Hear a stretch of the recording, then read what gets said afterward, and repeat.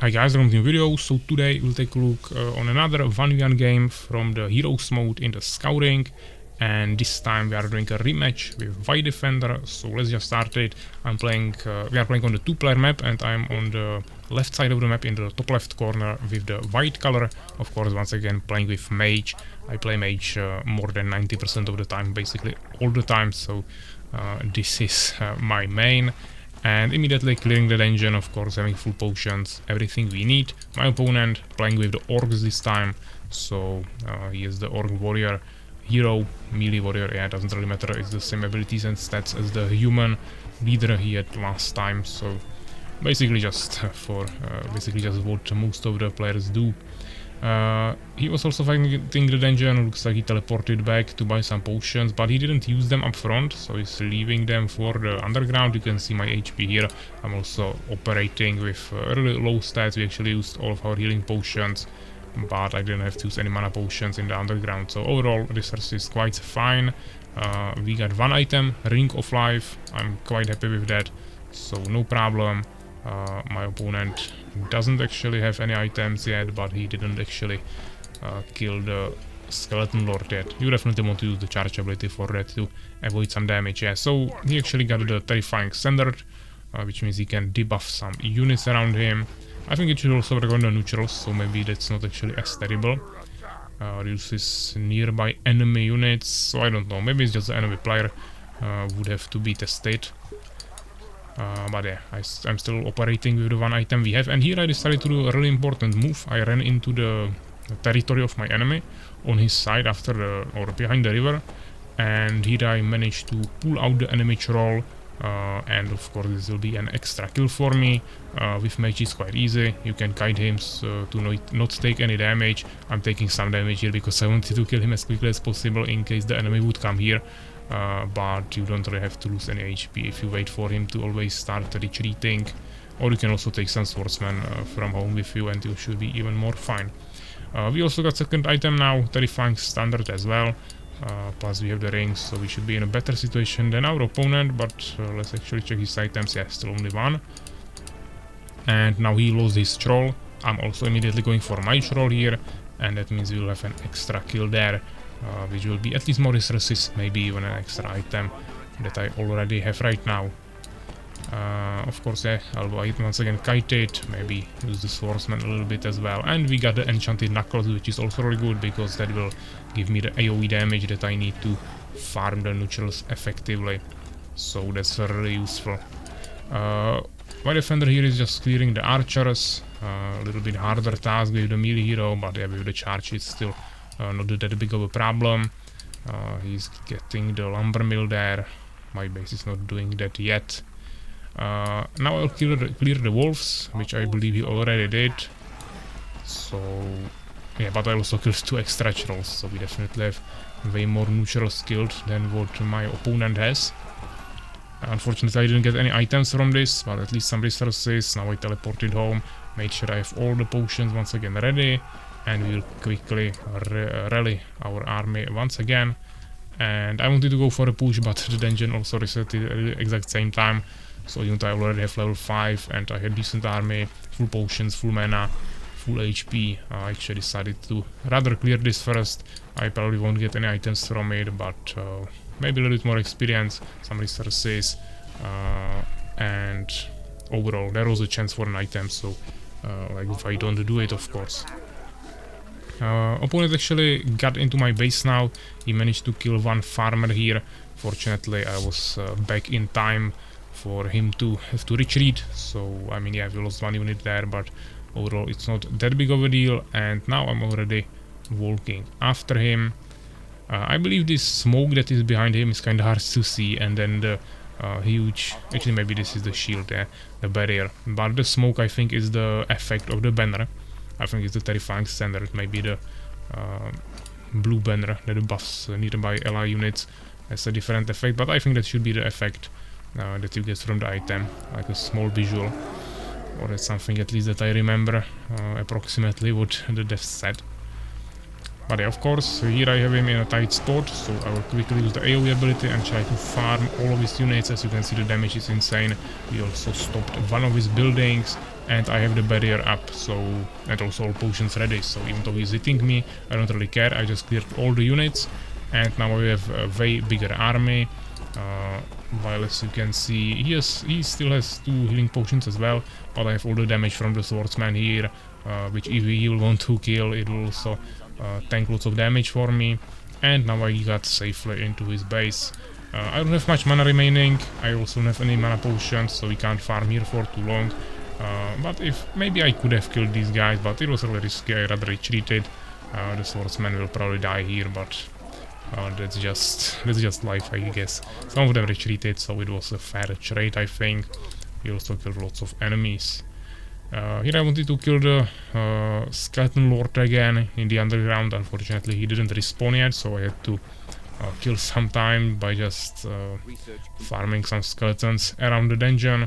Now it's probably not really worth it to go anywhere anymore, so I will just wait here, go into the underground, once again clear this. Keep in mind that I already have the enchanted knuckles now, which means we can farm this much quicker, plus it's 2 damage actually extra, so fortunately I believe this doesn't count for the missiles. It's just the basic attacks with the melee sword, but it's still some extra damage, and now I actually got second enchanted knuckles.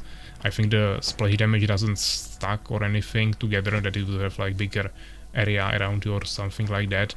So there's just still a splash damage effect, but the +2 damage or +2 attack damage should definitely stack, which means I don't know what's the default value of the sword melee basic attack of mage, but now we should have +4, which is definitely quite decent.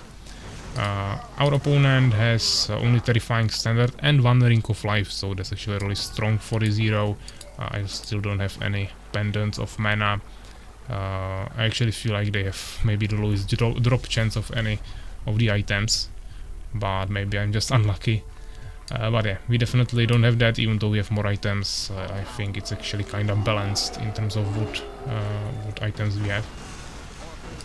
So yeah, here I decided to do a push. He's coming with more units, so once again we are trying to splash it down while also targeting his hero with the missiles, so we want to kind of alternate between that. If you can kill his army really quickly, you want to do that. If you can deal some serious damage to him with single target, you also want to do that. But for now, actually, he decided to retreat to the underground here, to the dungeon, and I just ignored him. I continued killing his units, and he actually teleported to his base, so now he's actually attacking me once again from this side. I'm dealing some last AoE damage with the last bits of mana I have, and then I just teleport away while I'm, or at the moment when I'm already too critically low. At base we are making second barracks. We have the smithy here. My opponent is also making second barracks, but he doesn't actually have the forge. Maybe he stopped it or destroyed it, but he shouldn't have that, so that's a small advantage for us.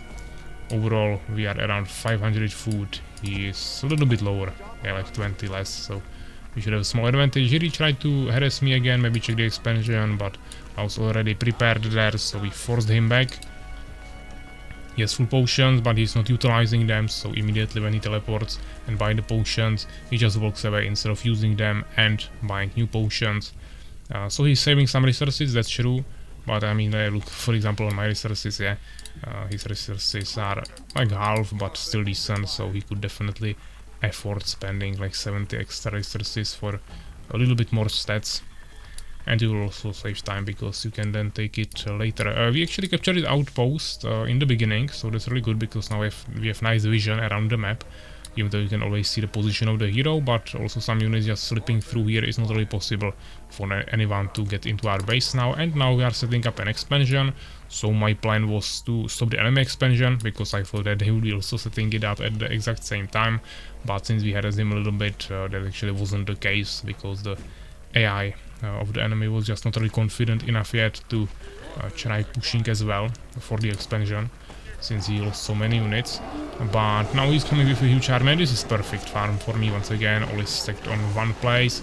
I'll just AoE clear it really quickly, The problem is that the damage of the melee hero is actually so high that even with single target he's able to clear my army basically at the exact same time as I cleared his army. Now he even has an archer here that I don't even have anymore since my swordsman here retreated. But fortunately I was able to kind of force him back. He still has some heal potions, but I also have those. To be honest, you should usually run out of all mana potions before you even have to use your first heal potion, so that's kind of the situation now with the mage. That is why I think the pendants of mana, or whatever it's called, are probably the most useful and effective item that you can use as mage. But yeah, we are still rocking this setup. Actually, sorry, I got one pendant of mana now. I don't know when I got it, but that's actually definitely good. Yeah, now we just teleported away, so nothing really interesting happening here. But this is really nice because we have 25 mana and 10% mana regen. So that's the exact same thing you have with the Ring of Life, just it's for hit points and this is for mana. So yeah, I think this is definitely good. You want to most likely stack 5 of them for the mage to be effective, and the enemy warrior wants to have 5 rings. And now he has already 2, so even though he doesn't have as many items as I have, his luck there is definitely really good. So he has really nice setup on the warrior there.